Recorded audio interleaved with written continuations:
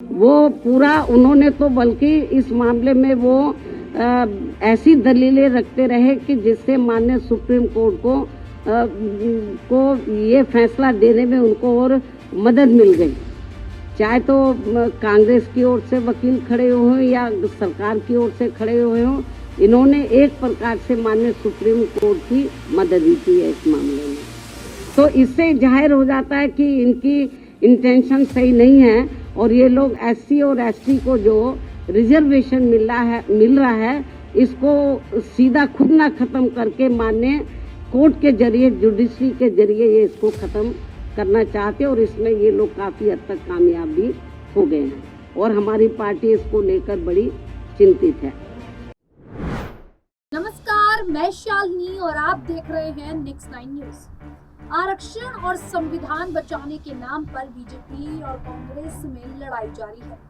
पहला राउंड लोकसभा चुनाव रहा, दूसरे राउंड के मुकाबले में अब दोनों एक साइड में हैं। दोनों पार्टियां अब एक ही नाव पर सवार हैं। साथ ही बीजेपी और कांग्रेस दुविधा में है। दोनों ही पार्टियों के दलित नेताओं में सुप्रीम कोर्ट के फैसले को लेकर एक राय नहीं है। लोकसभा सांसदों की संख्या के हिसाब से देश की तीसरी सबसे बड़ी पार्टी समाजवादी पार्टी भी संकट में है। अखिलेश यादव अब तक तय नहीं कर पा रहे हैं कि सुप्रीम कोर्ट के फैसले पर क्या स्टैंड लेना चाहिए। सुप्रीम कोर्ट ने एससी और एसटी आरक्षण में कोटे के अंदर कोटा बनाने की छूट राज्य सरकारों को दे दी है। साथ ही अदालत ने ओबीसी की तरह दलित कोटे में भी क्रीमी लेयर की व्यवस्था बनाने का सुझाव दिया है। बीएसपी चीफ मायावती ने इसके खिलाफ आर पार की लड़ाई की घोषणा कर दी है। उन्होंने संसद में इसके खिलाफ कुछ समय पहले संविधान संशोधन बिल लाने की मांग की थी, लेकिन संसद का सत्र खत्म हो गया और ऐसे में नहीं हो सका ये सब। लगातार कई चुनाव हार चुकी मायावती अब इसी बहाने अपने वोटरों को गोलबंद करने की कोशिश में है। बसपा सुप्रीमो मायावती के दबाव की राजनीति का असर देखने लगा है। बीजेपी के दलित आदिवासी सांसदों ने प्रधानमंत्री नरेंद्र मोदी से मुलाकात की। सभी ने इनसे आरक्षण को वर्तमान व्यवस्था में किसी तरह के बदलाव न करने की मांग की है। बता दें, बाद में केंद्र रेल मंत्री अश्विनी वैष्णव ने भी कहा कि दलित और आदिवासी के रिजर्वेशन में क्रीमी लेयर की व्यवस्था नहीं होगी। इस फैसले का एक ऐलान करने के तुरंत बाद मायावती ने कहा था कि कोटे में कोटा वाले आरक्षण के फॉर्मूले पर बीजेपी अपना रुख सार्वजनिक करे। इसके बाद कांग्रेस अध्यक्ष मल्लिकार्जुन खड़गे ने भी क्रीमी लेयर बनाने के अदालत के सुझाव का विरोध कर दिया। अब बीजेपी और कांग्रेस भी दलितों के आरक्षण में सब कैटेगरी बनाने की सुप्रीम कोर्ट के फैसले पर चुप्पी साध ली है। हाल ही में हुए लोकसभा चुनाव में यूपी में बीएसपी को जबरदस्त नुकसान हुआ। पार्टी एक भी सीट नहीं जीत पाई, यहाँ तक कि बीएसपी का वोट शेयर भी सिंगल डिजिट में आ गया। बीएसपी का एक बड़ा वोट बैंक समाजवादी पार्टी की तरफ शिफ्ट कर गया। मायावती की बरादरी के जाटा वोटरों ने भी इस बार अखिलेश यादव का समर्थन कर दिया।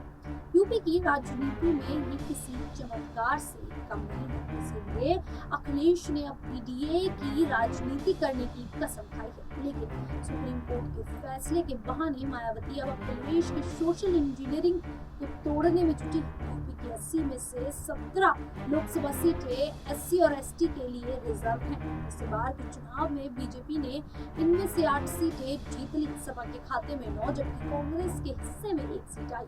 चंद्रशेखर आजाद रावण भी इस बार नगीना सुरक्षित सीट से सांसद चुने गए। अखिलेश यादव ने तो इस बार चुनाव में जनरल कैटेगरी के 2 लोकसभा सीटों मेरठ और फैजाबाद से दलित नेताओं का टिकट दिया और उनका ये दाव हिट रहा। समाजवादी पार्टी के अवधेश प्रसाद फैजाबाद से एमपी बने। अब इसी सामाजिक फॉर्मूले के दम पर अखिलेश यादव अगला विधानसभा चुनाव लड़ने की तैयारी में है। पिछले लोकसभा चुनाव में यूपी की 17 में से 15 सीटें बीजेपी के खाते में गई। बीएसपी 2 सीट जीतने में सफल रही। यूपी में विधानसभा की 10 सीटों पर उपचुनाव है। इनमें से 5 सीटें समाजवादी पार्टी के पास थी। और 3 सीटें भारतीय जनता पार्टी के पास थी, जबकि एक सीट आरएलडी और निषाद पार्टी के खाते में थी। मायावती आमतौर पर उपचुनावों से दूरी रखती हैं, लेकिन इस बार उन्होंने सभी 10 सीटों पर चुनाव लड़ने का फैसला किया है। 11 अगस्त को लखनऊ में उन्होंने यूपी के बीएसपी नेताओं की बैठक बुलाई है, जिसमें देखा गया था कि मायावती इस चुनाव के बहाने अपना दम दिखाने की तैयारी में है। इसके लिए उन्होंने दलितों की आरक्षण सुप्रीम कोर्ट के फैसले को सबसे बड़ा हथियार बनाया था।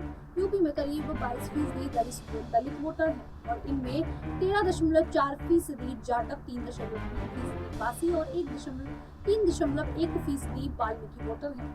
मायावती खुद जाटव बिरादरी से हैं, इसीलिए वे रिजर्वेशन में सब कैटेगरी बनाने का विरोध कर रही हैं, क्योंकि ऐसा होने से जाटव को नुकसान हो सकता है। अखिलेश यादव दुविधा में है, क्योंकि पासी समाज के लोगों ने उन्हें वोट किया, पर उनकी नजर जाटव वोट पर भी है।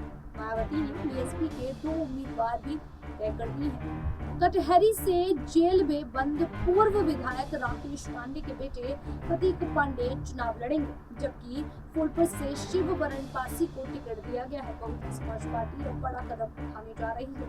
पार्टी ने अब तक जो कभी नहीं किया वह करने वाली है। बसपा चीफ मायावती ने ऐलान कर दिया है कि वह यूपी की 10 विधानसभा सीटों पर होने वाले उपचुनावों में अपने उम्मीदवारों को उतारेगी। यहाँ तक कि कई नाम जो हैं वो सामने भी आ चुके हैं। बसपा हमेशा उपचुनावों से दूरी बनाकर रखती हुई नजर आई है, लेकिन इस बार बसपा नेता मायावती ने कहा कि प्रतिष्ठा का प्रश्न बन गया है। उन्होंने रविवार को ऐलान किया कि निकट भविष्य में राज्य की 10 रिक्त विधानसभा सीटों पर होने वाले उपचुनावों में उनकी पार्टी अपने उम्मीदवार उतारेगी और पूरे दमखम से चुनाव भी लड़ेगी। मायावती ने लखनऊ में प्रदेश कार्यालय में पार्टी की उत्तर प्रदेश इकाई के सभी वरिष्ठ पदाधिकारियों और जिलाध्यक्षों की एक समीक्षा बैठक में उपचुनाव लड़ने की घोषणा की थी। अमूमन उपचुनावों से दूर रहने वाली बसपा ने इस उपचुनाव को पूरे दमखम से लड़ने का फैसला किया है। बसपा मुख्यालय से जारी एक बयान के मुताबिक मायावती ने कहा कि लोकसभा चुनाव के बाद उत्तर प्रदेश में रिक्त हुई 10 विधानसभा सीटों पर प्रस्तावित उपचुनावों के लिए सभी चुनाव की तारीख की आधिकारिक घोषणा नहीं की गई है, लेकिन इसे लेकर सरगर्मी लगातार बढ़ गई है। बसपा सुप्रीमो मायावती ने कहा था कि खासकर सत्तारूढ़ भारतीय जनता पार्टी और उसकी सरकार ने इसे प्रतिष्ठा का प्रश्न बना दिया है। इस कारण इन उपचुनावों में लोगों की रुचि काफी बढ़ गई है। लिहाजा बसपा ने भी इन उपचुनावों में सभी 10 सीटों पर अपने उम्मीदवार उतारने और पूरे दमखम के साथ चुनाव लड़ने का फैसला किया है। बसपा प्रमुख ने इस बयान की प्रति अपने आधिकारिक एक्स हैंडल पर भी शेयर किया था। उन्होंने आग्रह किया कि चूंकि बसपा गरीबों, वंचितों और पीड़ितों की पार्टी है, दूसरे दलों की तरह ये बड़े पूंजीपतियों और धन्ना सेठों के सहारे और इशारे पर नहीं चलती है। इसीलिए इसके समर्थक पूरे तन मन धन से सहयोग कर पार्टी के आंदोलन में सक्रिय भूमिका निभाएं। जिस तरीके से मायावती चुनावी मैदान में कूद पड़ी हैं, ऐसे में उत्तर प्रदेश में इन 10 विधानसभा सीटों पर आखिरकार क्या नतीजे होंगे? उपचुनाव में भारतीय जनता पार्टी जीतेगी, अखिलेश यादव की समाजवादी पार्टी जीतेगी या फिर मायावती? अब इस पूरे मुद्दे को लेकर आप लोगों की क्या राय है, हमें कमेंट करके जरूर बताइएगा। इसी प्रकार की देश दुनिया से जुड़ी खबरों के लिए देखते रहिए नेक्स्ट 9 न्यूज।